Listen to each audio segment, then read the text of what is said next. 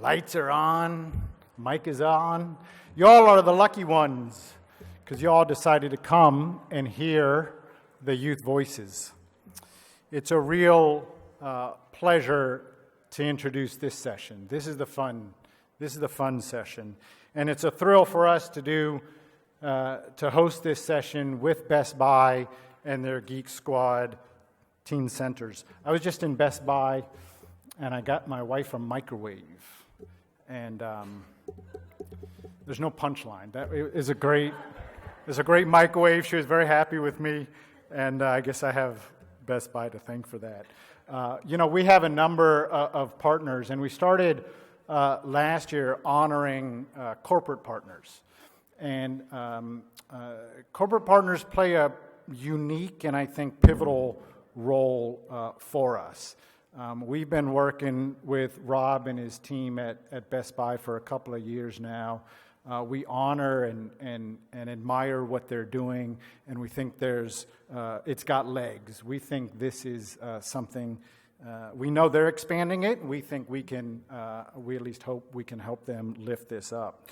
So it's a real honor to begin this session with the presentation of a corporate award, and then I'm going to pass it over to Rob, and he's going to introduce our youth. So Rob, come on up.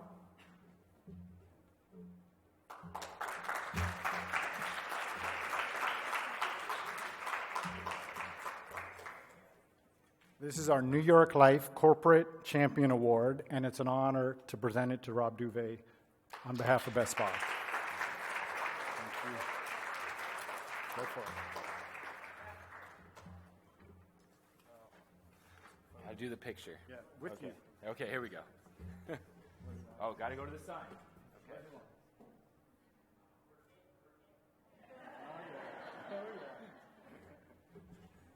Thank you. Okay.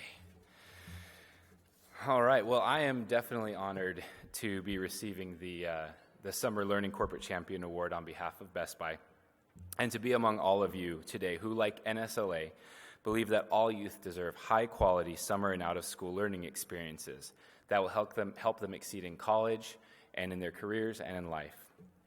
At Best Buy, we know that our success depends not only on our business strategy, but on the strong, thriving communities around us. Competing in the multi-channel retail space provides us a unique opportunity to connect with youth where and how they need it most. To that end, we have committed to serving underserved youth and helping them develop skills and training that they need to be prepared for the 21st century tech jobs of the future. Some of the ways that we do this are through our Best Buy Teen Tech Centers, Geek Squad Academy program, and our community grants. Each Best Buy Teen Tech Center location offers a fun, no-cost, interactive learning environment for teens to explore and create with technology year-round. Through discovery and collaboration with others, youth build confidence and gain skills, helping them to become excited about and explore their interests in technology and tech careers. Best Buy employees also participate in monthly volunteer opportunities at these locations. Geek Squad Academy is aimed at helping underserved teens learn about music creation, coding, 3D design, robotics, video production, and much more. And it is taught through engaging classes by local Best Buy employees around the nation. While we offer free workshops and hands-on tech camps year-round, summertime is definitely our busiest season, with over 40 camps around the nation that served nearly 5,000 youth in just over 3.5 months. Through our community grants program, over $2.1 million were awarded to 337 local and regional nonprofit partners that offer programs that create hands-on technology education and tools that teens will need to be successful in future schooling and their careers. Through these three programs, I am proud to announce that nearly 350,000 youth were served this past year. While this is a step in the right direction, we recognize that there still is much that can be done to promote access to tech education and workforce readiness programs that provide pathways to greater career success. To that end, we have recently announced our goal to annually impact 1 million underserved youth nationwide through these programs and other partnerships by the year 2020.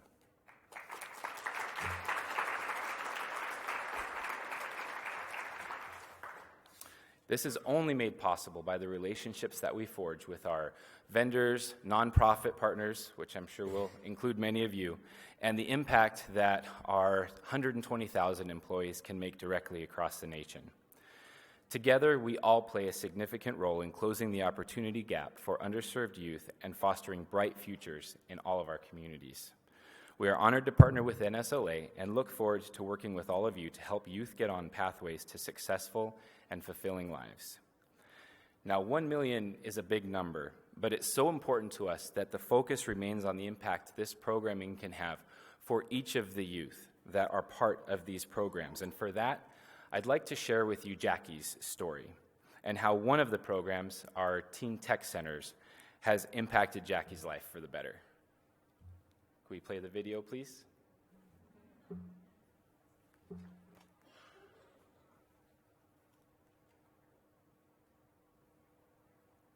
I think there's sound too.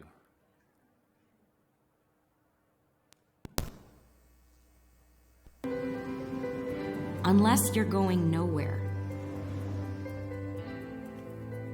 In the US, more than 5 million young people between the ages of 16 and 24 don't go to school or work. My name is Jackie, and I've been thinking of becoming a film director.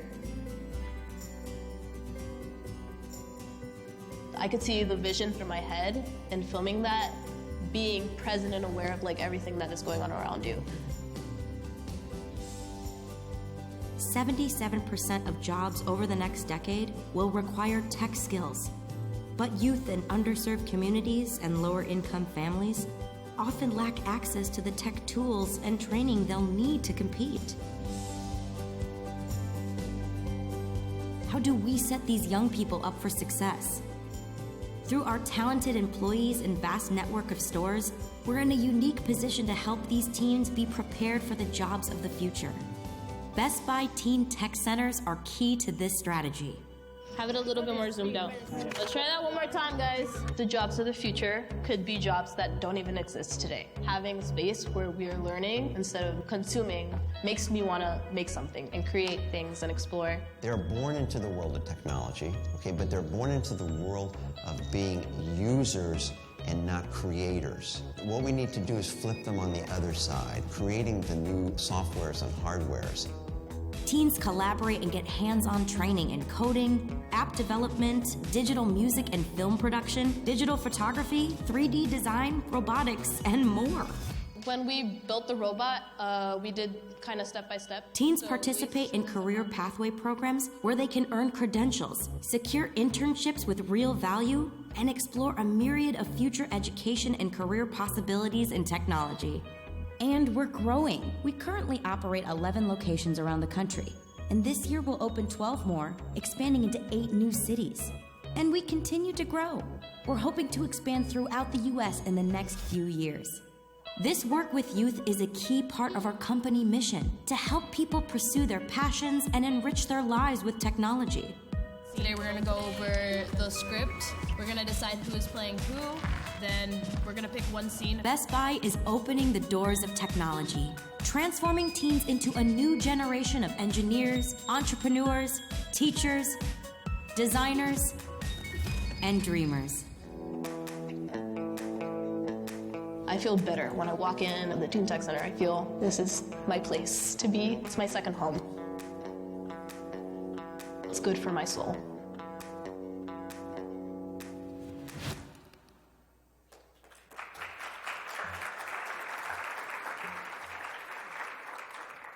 You know, Jackie is truly an amazing example of how having access to technology in a safe space can transform possibilities. And her story is replicated many times over across our Teen Tech Centers nationwide. And I'm excited that by the end of 2018, we will have over 30 Teen Tech Centers in operation, and that by 2020, we will have 60 Teen Tech Centers throughout the US and in Canada and Mexico. I am especially excited, being an Arizona native, that we are partnering right here in the Valley of the Sun with the Jerry Colangelo branch of the Boys and Girls Club, and we'll be opening a Teen Tech Center there this coming spring. Having the youth and their passions represented at this conference is so important, and I'm definitely eager to hear from the youth of the Dysart Teen Arts in Action program.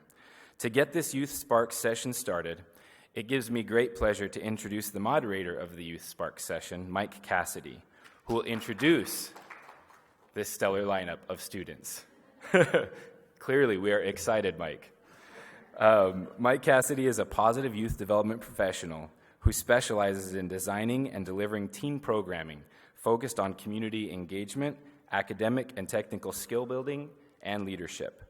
He was formerly the executive director of Dysart Community Center in El Mirage, Arizona, where he founded and developed the Teen Arts in Action program, TAAP, and has served as a professional coach for several out-of-school time sites in Maricopa County through Aspire. He now serves as the Youth Services Administrator for the City of Surprise and advisor to the Surprise Youth Council. Mike Cassidy.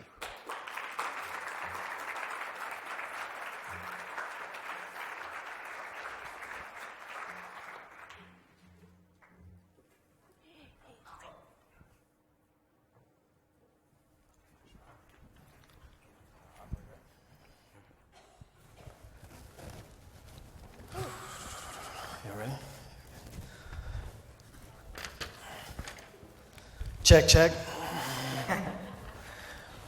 I'm going to do the beginning here from the podium so we can kill one of these, yeah? Okay, thank you, sir. Appreciate you. Thank you very much, Rob. Thank you very much to NSLA for inviting us, and thank you all for being here in this session. How we all doing? All right, so I expected to have to do another one, so just for routine, I'm going to say it again. How you all doing? Yeah. Okay, good. Good. I know this is late in the day of the conference, and I've been to a lot of these as well. Sometimes you're looking at your watch before the last session, and you're wondering, do I really have to make it to that one? So we appreciate that you did, and I think you will be rewarded for doing so. So as was mentioned, my name is Mike Cassidy, and I've had the good fortune of being a part of many unique youth programs with a wide and diverse range of youth populations. I've worked with students in the nonprofit sector, in the government sector, in foreign countries, youth who have been incarcerated, youth in academic settings, youth in sports settings. And each of them have had their own unique challenges and their own rewards. And what I can say without reservation is that working with this group, the Dysart Community Center's Teen Arts in Action program has been the most rewarding experience of my professional career.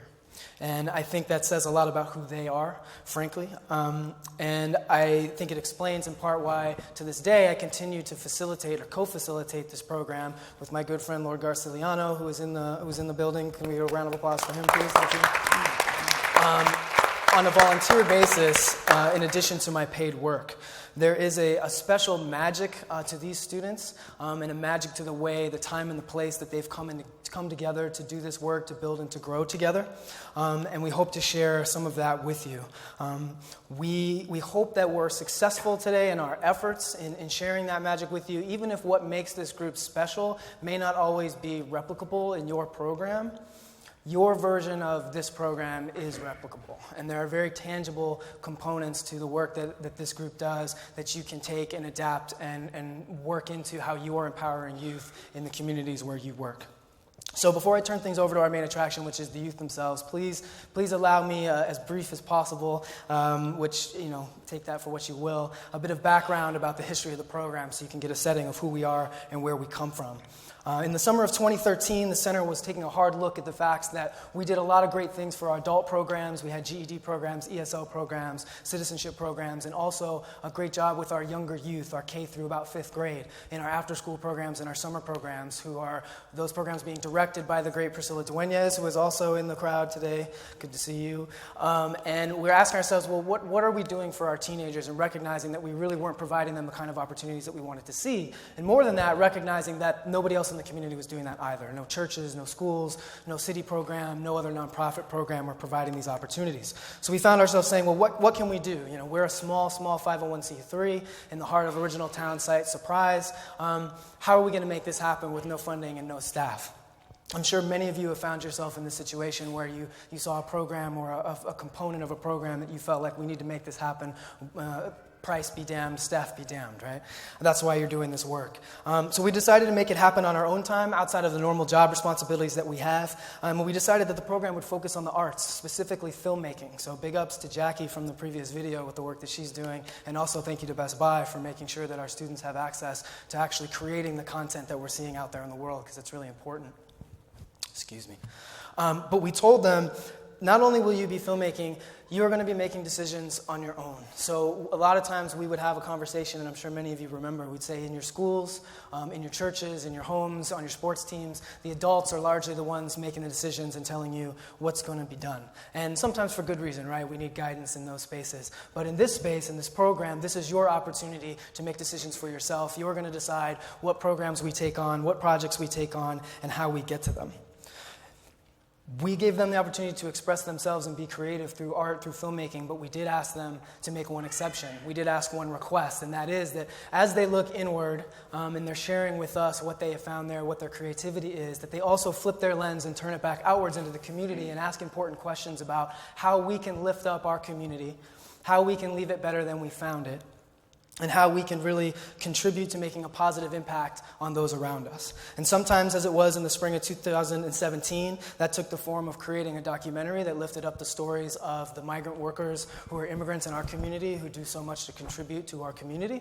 And that was a response to what our students felt was a rise in a national narrative that undercut the value that those folks in our community provided to us. As the case was in 2015, it took the form of exposing and asking what can we do about ugly community truths that we have in our own space. And for us, that was creating a documentary that our students chose to take on about community violence and asking questions about why this violence occurs and what are some of the support systems we can place into the city that can help prevent some of it.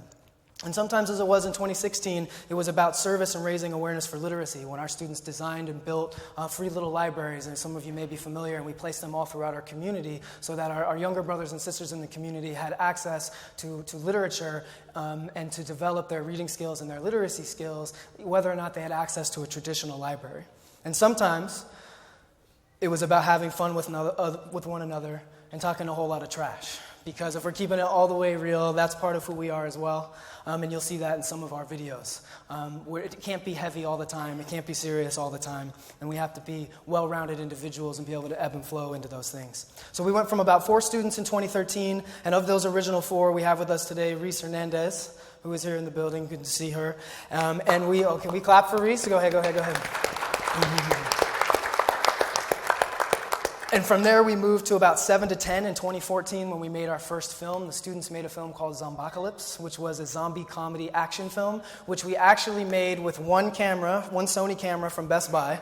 No relation, no product placement, but it happened to be from Best Buy. And we took that video and we shopped it around to local funders. And we said, hey, look at what these kids were able to do with the one camera, no mics, and no money. Help us support them and give them more opportunity. And we were able to turn that into a $7,500 grant from the Thunderbird charities. In the following summer, in the summer of 2015, we were able to buy more laptops, more editing software, professional cameras, professional mics, and our students were able to create that documentary that I just spoke of around violence called Voices of Local Youth. The video that they created around that was a response to a shooting that had happened locally where a couple of young men had exchanged gunfire in a street and had sent bullets onto a crowded playground in a school nearby. Luckily, no one was hurt. And this isn't something that occurs all the time in our community there, but it was something that brought these questions to the forefront about, well, once upon a time, those young men were youth like us. Our students were asking that question. And how did they get from this situation to a situation where maybe perhaps that's a decision that they made? What are the support systems that maybe our community doesn't have? What are some of the things that lead to making some decisions that are negative rather than positive? And so our students explored that, and they created a documentary that they screened for our local city council in El Mirage.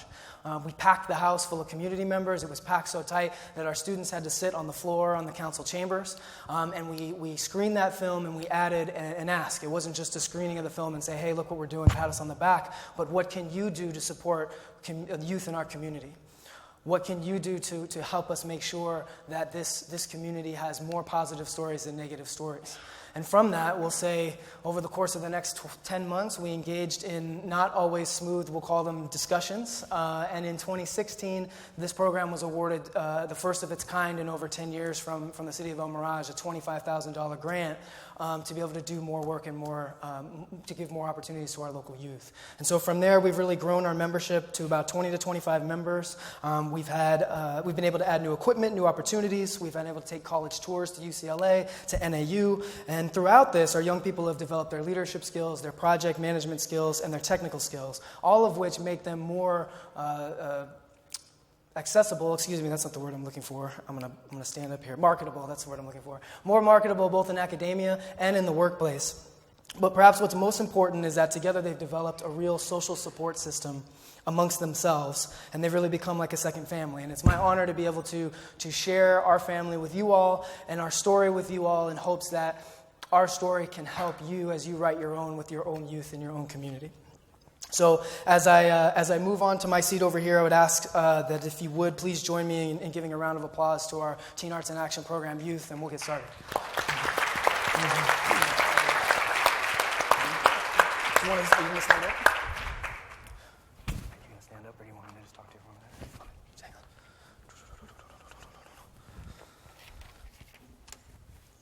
It's kind of weird, right? Can they hear us? I don't think they can. Sorry, I guess I didn't have this set up ahead of time.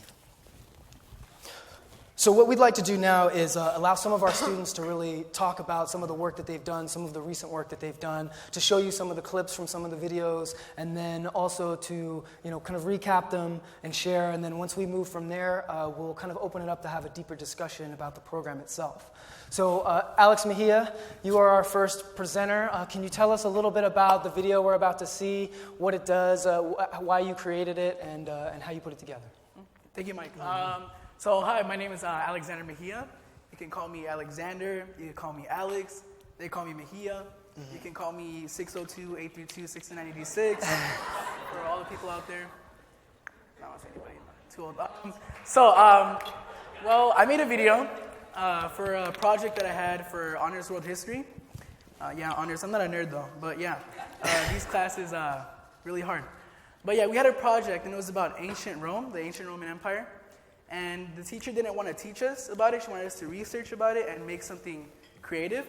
So with TAAP, I was able to use cameras and software on a computer to be able to make a video, make it kind of funny so that the class would laugh, and then she would show it to all of her classes. So in this video, I make fun of the teacher for not wanting to teach. But it's okay because we have a really good relationship and we can joke around with each other. And it's pretty cool. And so I add images too to emphasize all the words that I say so that people understand that all the vocabulary with ancient Rome, because it could be a really boring subject to teach. So yeah, can you please cue the video? Hey guys, it's Miss Lynch here, and I want to tell you guys about the ancient Roman Empire, okay? The ancient Roman Empire was an ancient empire that was Roman. Ancient Rome covered modern-day Spain, Portugal, Germany, France, Italy, Macedonia, Egypt, and Judea. Now, 4 ancient emperors of the ancient Roman Empire, okay? So, there was Tiberius, okay, conquered the Pannonia, the Macedonia, and the Macedonia. Another emperor was Marcus, which is like the most American name that you're gonna see out there. And then we had Augustus. There was relative peace during his reign. Not like the USA today. And now the fall of the ancient Roman civilization. The last Roman emperors in the West were overthrown by the Germanic leader Odoacer. Odoacer. I don't even care.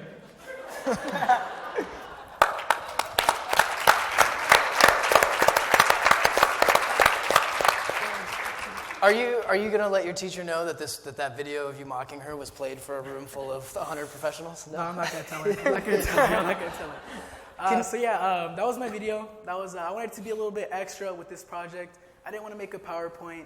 I didn't want to do anything that would be boring. I wanted it to be creative, and I wanted it to really speak emotionally, spiritually, physically to all the students there. And I think I did a good job. I think pretty much. So, yeah.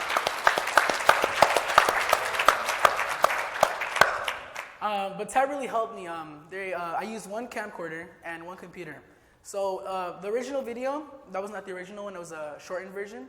The original video was about 5 minutes long. I posted it on YouTube if you guys want to go like and subscribe. Alex Mija, M-I-J-A. Shameless plug. Huh? Go ahead, sorry. I forgot how to spell my last name. But yeah, so yeah, you guys can go like and subscribe. The original video was 5 minutes long. This is about ancient Rome. Yeah, it's pretty cool. I forgot what I was going to say. You were talking about the way that the program gave you access to the pieces to work on it. I got you. So the video was 5 minutes long. It took me about 6 hours to make that video. It was a last-minute project. It was due on Wednesday. Started on Tuesday. I didn't get to present until Friday, so that really got me mad. But yeah, I had a lot of footage to edit, cut all the not funny stuff, and I kept some boring stuff too because I think not everything was funny there. But I took away all the not funny stuff, kept the funny stuff, and tried to add images and subtitles to really make the video more funny. And I think it was a good video. I think you're all right. But thank you. Good job. So I realized that I forgot to ask you all to introduce yourselves in between me talking and y'all talking. Would the three of you, we've got Alexander Mejia, would the three of you please introduce yourselves really quick just so we know who's at the... My name is Ashley Cruz. Cabrera. To you. I'm Giovanni Puente. I'm Jesus de Los Angeles. Thank you much. Go ahead, Ashley. Let's go ahead and have you get started and introduce your video.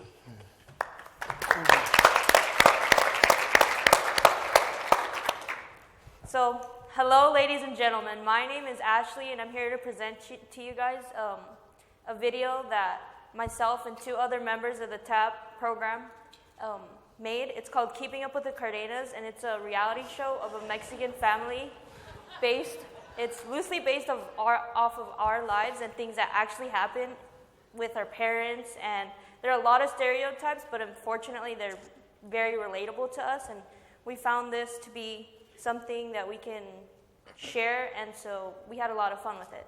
So this video was a collection of many ideas, 3 great minds expressing their ideas, and every idea that was put forward, it was built off of, we built ideas off of each other and made it greater, and it resulted in this video.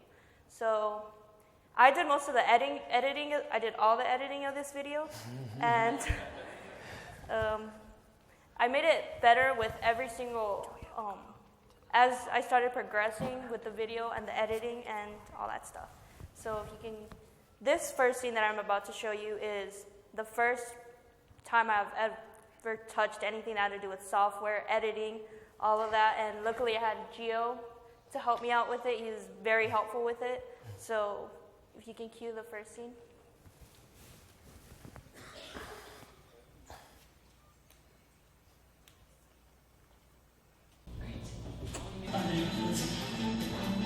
Delicioso cariño. No sirvió para nada.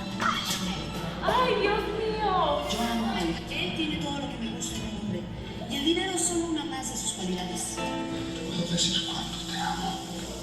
No, Romeo, ¿qué estás haciendo? Es obvio que es lo que yo quería. Eso es mentira. Ay, no puedo ver esto. Es la mujer de mi vida. Vas a tragar tus palabras, Alejandro. Yo lo único que te pido es que me dejes estar cerca de ti. Santa Madre de Dios.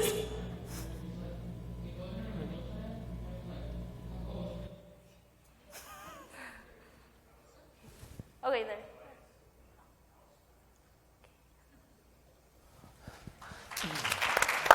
So, as you can see, this was the first time we started, with the camera and the microphone, and unfortunately, you can hear me breathing the whole time. We had to fix that. So this scene is especially hard to make and to create because there are a lot of different camera angles, and it was difficult to find the transitions between the face and the novella that was playing. So we had to do a lot of research on that and add a lot of detail to it. And we fixed this by applying a lot of effects to reduce the shaking, and we focused on little details to ensure that the transitions were seamless and it didn't seem choppy. So in this next scene that I'm going to show you is where I began to get more comfortable, not necessarily a pro, but began to kind of experiment with the different tools that were being provided. And this was definitely the hardest scene in the video because of the different angles. So if you can show the video. I keep turning. Única hija. Ok, voy a poner música. Oye, no, esto no pones en mi cara. Esta es mi estación, ya te dije. Esto vamos a escuchar. No. ¿Qué es eso? Esa es mi estación. Esto no.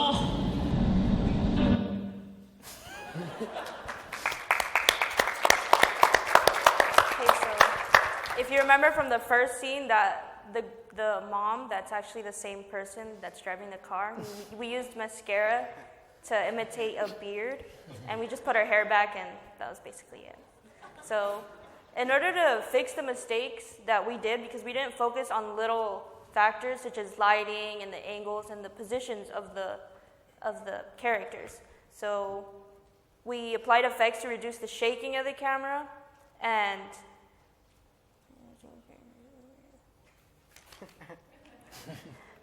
we focused on little details as well to make sure that it was seamless.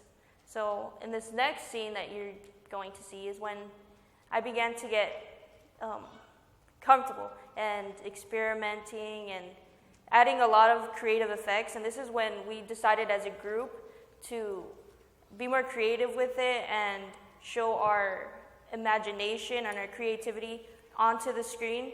And this part was very important because it was the intro to the show, so it had to capture the audience's attention.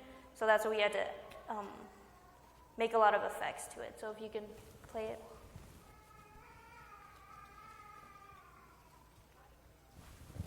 The video.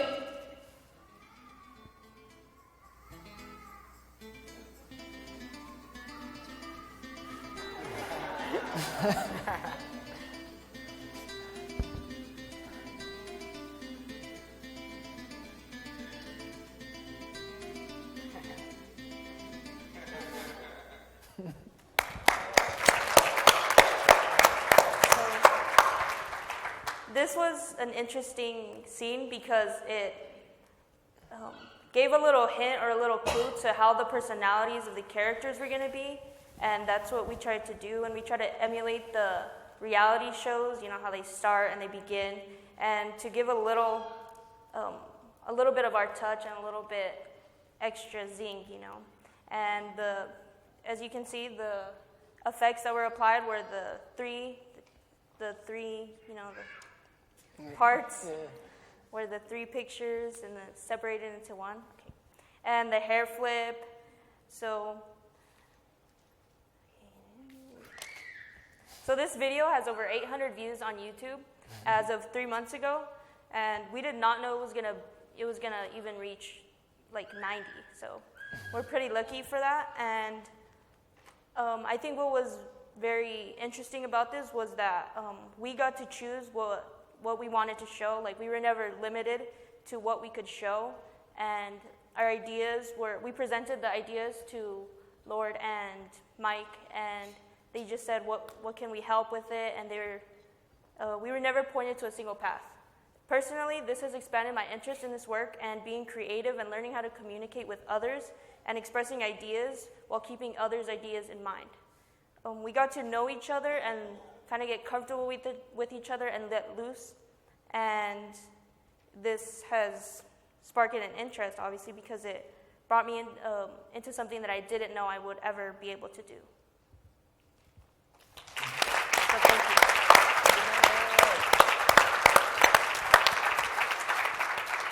you. Thank you, Ashley. Thank you.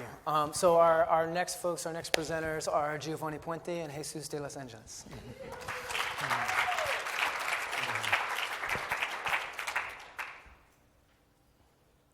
Hi, I'm Jesus.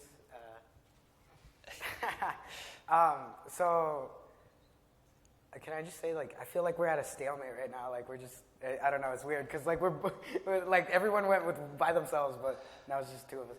I'm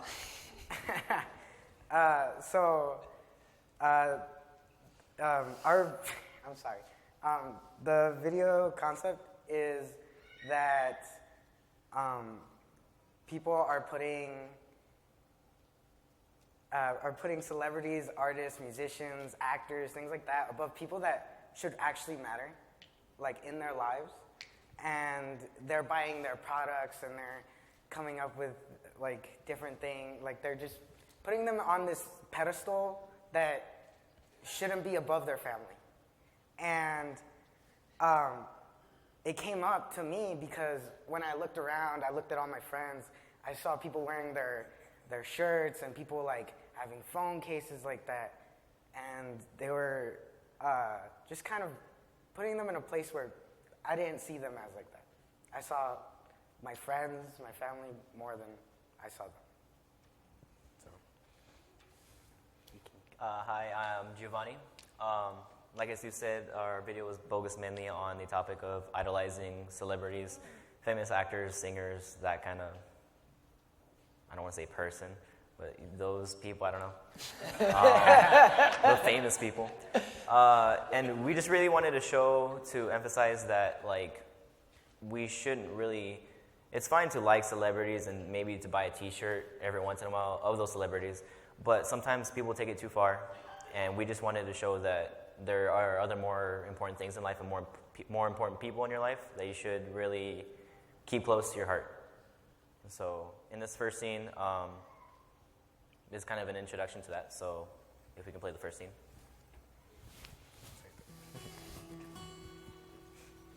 Oh, it's...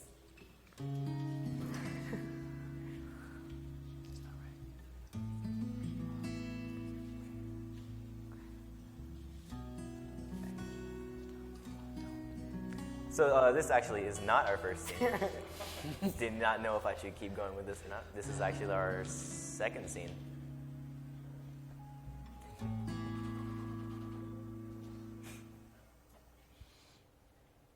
Do you want to walk us through, give us some background to that, Gio? So that was our second scene in our currently unfinished film. I don't know if I mentioned this or not, but I'm the editor of the film. I should probably mention that. So some background to that. Miss Reese is playing the daughter who is idolizing a fake celebrity known as Alex Mija. He also makes diss tracks, so check out his YouTube channel. I'm sure it's a huge shock to you all that he was who they chose to use as a fake celebrity. Go like and subscribe. So she's idolizing this celebrity, and she's so starstruck by him. She's so just awed and mesmerized just by looking at him, by his music. And so she's just mesmerized by him. And so in our first scene, we emphasized how she's like she can't take her eyes off him when she's watching his videos. And her father, played by Mr. Lord Garciano, he's playing the father, and he buys her tickets to his concert, to Alex Mija's concert. And they're super expensive tickets. They're front row seats, 2 tickets, super expensive. And she takes the tickets. She's super excited about them. But the dad literally comes in for a hug, and she just runs away to tell her friends about it. Mm-hmm. She does not appreciate him at all in the video. And that may be a little bit dramatic, but that's just to get the point across. In this video, the father got hurt during some kind of work accident. And in that actual scene, Reese is going through the mail, and she finds the doctor bill for his, I think it said, back pain surgery stuff. Things that old people deal with. Signed by fake signature. And so she finds the bill. And so I guess at that moment she has like an epiphany, and she realizes that people who are close to her are getting hurt. And so we just wanted to show that, just realized that was not the entire scene. Well, that was half of the second scene too. That's all right. If we could play the rest of that scene, please. I will explain further. That is not the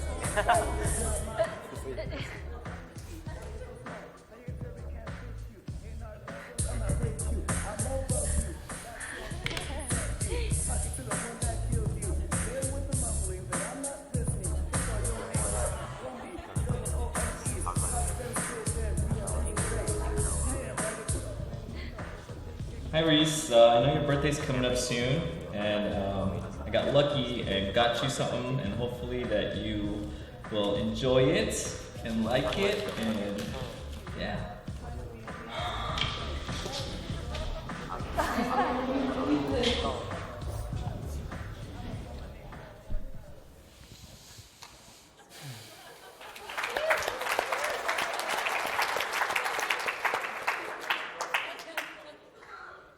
This is awkward. That was our first scene. Yeah. So basically everything I said right now, that's what that was.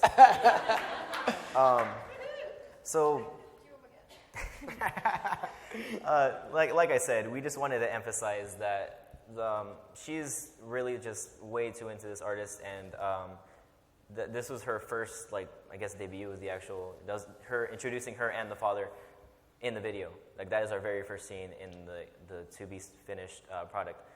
I drew a blank. Everyone's drawing a blank. Is there one more scene, or is that the last scene that we have? I was going to say something. One more scene. But what we wanted to show was that we showed the father most of the scene. The only time we panned to face Reese, like show Reese's actual face, was when she was looking at the tickets and when she was looking at Alex Mija. The rest of the video, the rest of that scene was when it was focused on Mr. Lord and when he got just totally rejected by his own daughter. And so that was kind of like the little things that we work on, the little things that we focus on. And if we were to do this video a year ago, 2 years ago, we never would have thought of any of those little details or anything like that. In this next scene, I don't know what's going to happen because I don't know if it's going to be the right scene or not. So if we could play the next scene, please.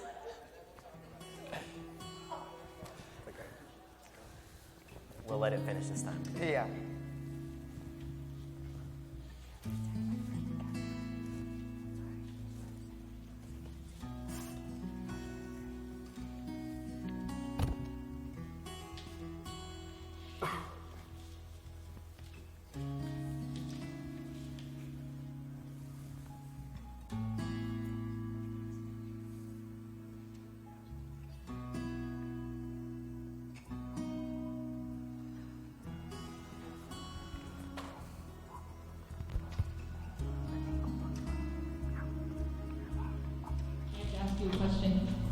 Hey Ashley, do you want to buy the ticket? I'll buy the ticket.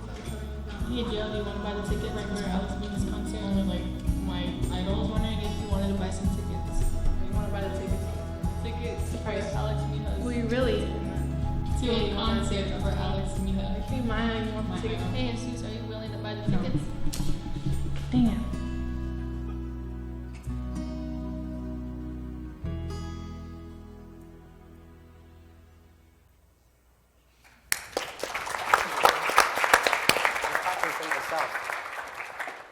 That was scene number 2.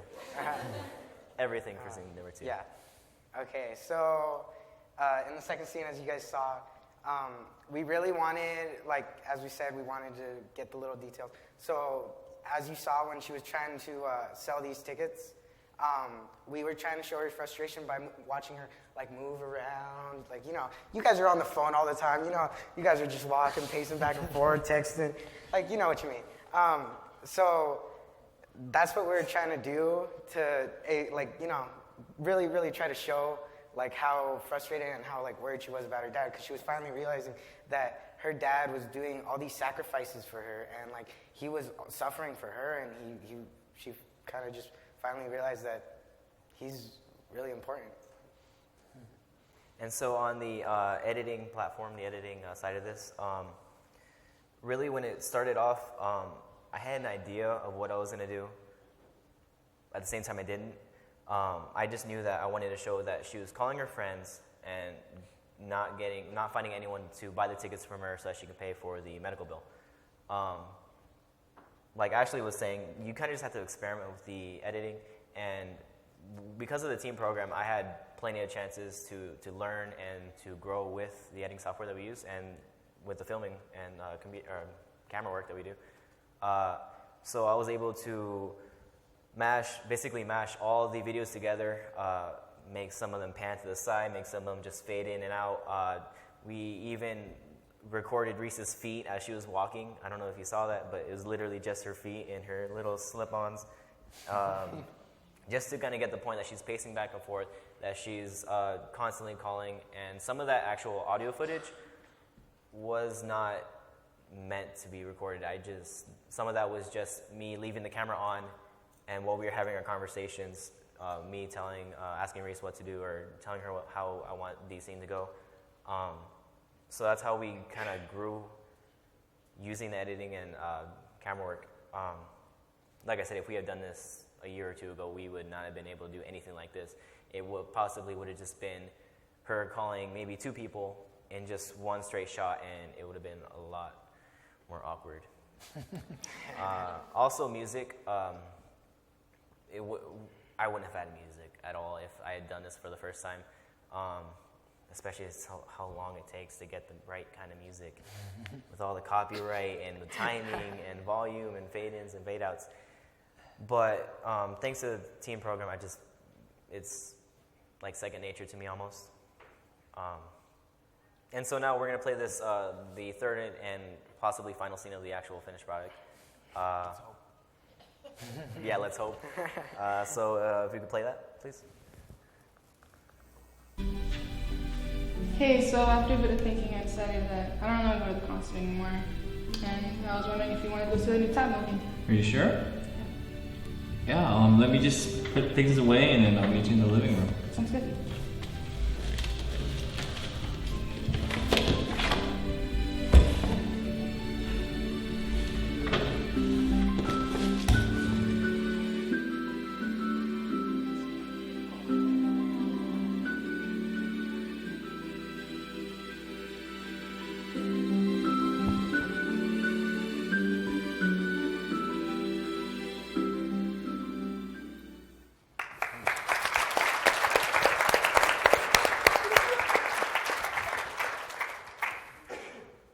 Scene 3. We made it. So basically what happened in that scene was she didn't want to go to the concert anymore, partly because she couldn't, because she sold the tickets. But she wanted to spend time with her father, just simply going out to the movies. And to emphasize that, to really show like what a great moment that is for her dad, as soon as she left, as she was waiting in the living room, we panned to Mr. Lord, and he smiled, and it was just a smile of just like gratitude, I guess, because he finally gets to spend time with his daughter, who's been overly obsessed with this idol, and it's just a heartwarming moment for him. Also, the message at the end, care for others who care about, or care for those who care about you.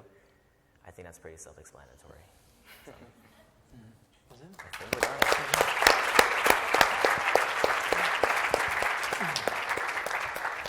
Thank you, fellas. We appreciate it. So now what we're hoping to do, we've got about 10 minutes left, I think, is to kind of break down more, just talking about the program in general and kind of opening it up. So feel free, and as we've talked about it, just go ahead and jump in if you have something to say or a comment to make on some of the questions that I'll ask you.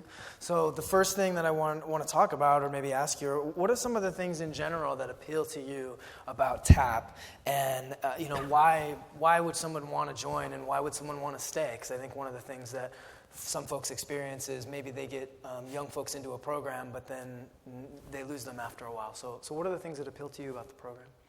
It's fun. Okay, it's important. Why is it fun? It's fun because, for us, like, we're a family, really. A lot of us, we know each other outside of school, in school, or outside of the program, outside of school, inside of school. Some of us don't even go to the same school at all. We go to a school like miles away, and we still keep in contact with them. We still just enjoy their company, enjoy their time. So we're a really close-knit group, and I think that is because on these projects, it's not like, okay, we're going to do this, this, and this is how we're going to do it. It's more like, okay, so here's an idea, or here's a question, really. Mike would usually ask us questions, or Laura would usually ask us a basic, broad question, and we just talk about it, we discuss. And from that, we kind of have like a little baby of an idea, and it grows up when we nurture it, and that was weird. No, we start off with a very small idea, kind of just random, and we work with it, and it gets bigger, and it gets better, and it gets more coherent, and by the end of it, it's a finished, complete product of usually a video project. And so through that process, we just grow closer together. So since you brought this up, I was going to ask this later. I mean, how do those relationships, the relationships that you've built in TAAP, impact the work that you do? I mean, I know a lot of us have kind of used that kind of language around family and around, the togetherness of the group. How does that impact the work? I mean, I feel like if we didn't like the people around us, then we wouldn't want to work together. But having that strong relationship, it really makes us want to collaborate more, ask others for help if we don't know to do something, like as in editing, or if we need a cameraman. I got Gio over there; he's a pro at everything, So yeah, it's pretty cool. Does anybody else have a comment on that? You don't have to. Okay. How have you grown and developed as a person since joining TAAP? And what has changed about you? So I think we've got to share our ideas and our creativity and learn how to interact with one another and communicate our thoughts and expressing it to one another. I think that's what's great. For me, I guess it's made me more confident of a person, because really I would not really enjoy talking in front of, let's say, a large crowd, maybe about that many people. But now it's really sort of a breeze, because we have done other projects and other showcases, you could say. So it's really helped me in that way. I would say that TAAP it's probably like the first place I've been able to actually get these ideas out of my head, because I've always had something in my head, it just keeps going on, and I was never able to put it anywhere, because if I told anyone, it would just be moved on. But here I was able to put it in image, and people were able to see what I was talking about instead of overlooking it. So. How have you all been able to impact the community through the program? Mejia. I feel like the kids really watch these videos and then see us as role models. I'm not saying that. Can you talk about who the kids are for folks that might not know? So in Dysart Community Center, they also have an after-school program and a summer program where kids can come after school. And during the summer, they come from 8 to 3 or from 8 to 5, depending on what time their parents are working. And I really got to know all the kids, basically. And they're always making fun of me with the videos that I post and always saying that they like them, most of them. Others just make fun of me. But I really feel like they learn from the videos, and they have conversation starters so they could talk with other kids if some are shy. They can talk about videos that we've made, such as during the summer, Gio was really in charge of making announcements for the weekly announcements, and that would inform the kids of what would be going on during the week. I think your drugs and drinking PSA was a big hit also with the young people. Was that so? It was all right. Yeah. Kids don't drink. Kids don't drink. How have other of you been able to impact the community through the program? I actually didn't even. I'm sorry. You can go ahead, Jay. Okay. So, like Mejia said, we did get to interact with the kids. I know a lot of children that go to the center. They talk to me about it, and yeah, that was me. I did that, and so I think it's just fun and a nice way to lead them to start doing this and to begin to express their creativity. Gio? Yes. Did you want to respond? Thanks first. Okay. I actually wasn't going to say this because I completely forgot about this, but like Alex said, during the summer we had weekly announcements that we'd play every Monday for the kids, and they would watch it. And basically, it's just smaller projects, and what it would do is say we would go over that week's Spirit Day, which would be either like Superhero Day or Hawaiian Day or anything like that, and any other announcements for the week. And basically for them it was a source of information and a source of laughs, because they could laugh at the teens for dressing up in capes, homemade capes that we made out of some random piece of I don't know, fabric, I don't know what it was, and spray paint. And so it was a good laugh for them, and it was good, I guess, experience for us, because we got to be creative with the random mysterious fabric and the spray paint. So there's one example, but the one I was actually going to say before Alex mentioned the weekly announcements was our Voices of Local Youth video, because with that video, that was a video about how violence impacts the community and what we can do to prevent it. With that video, we literally we showed it to our Mirage City Council, and they were impacted by it, obviously, because they realized that something needed to change, something needed to be done about this, and so they helped us out with the grant, and were able to help us get more equipment for us. And I think since then our group has grown a lot. So I know we are running a little bit low on time, so I want to ask this question, and this may be particularly relevant to the folks in the room, but what advice would you give to youth program professionals to help them be more successful in developing their programs? Many of the folks in this room have their own programs, and it might be meaningful for them to hear about what can they do more to successfully incorporate youth voice, community activism, and the exploration of technology in a program. What are some of the components and things that they can do to make themselves and their program more accessible? Yeah. It's all right to push the teenagers or the teens to want to create something. They do not want to be told what to do or forced to do anything that they don't want to do. It's always good to give them a little push so that they can become more creative, encourage them. That would be really good to do. Really good thing to do. Yeah. I want to say more. Alex doesn't like restrictions. Huh? I don't like what? Restrictions. Yeah, I don't like restrictions. Who else? What advice would you give? So I think it's important to show that you care about it, and to show that you're passionate towards what the kids are doing, and to also let them loose, let them choose what they want to do and what they want to create.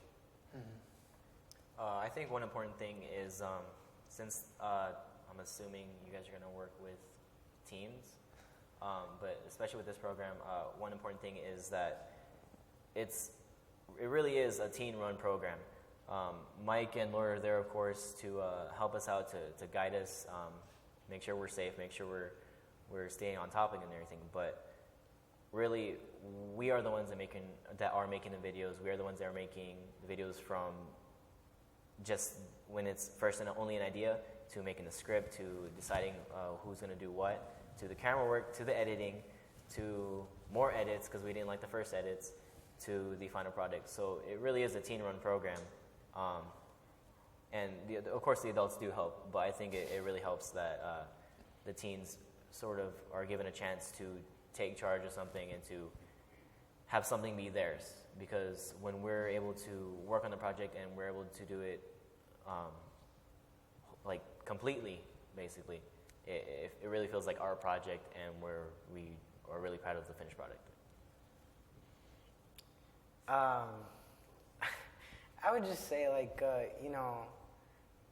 let their mind just wander, because that's probably the best ideas I have when I get, that's when, me and Gio, we end up, going to the gym, and we're, doing whatever, and we just start talking, and that's when our ideas start popping up, and, everything just starts flowing. Don't always, give them, oh, here's a piece of paper, here's a pen, write down what you want. Let them, just go on with it.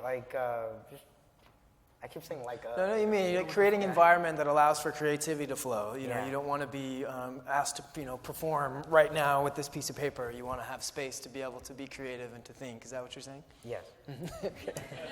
Good job. Okay. We have reached the end of our time, and I know that there's some closing that NSLA wants to do. And so if we could ask for one more round of applause for our young people, we'd appreciate that.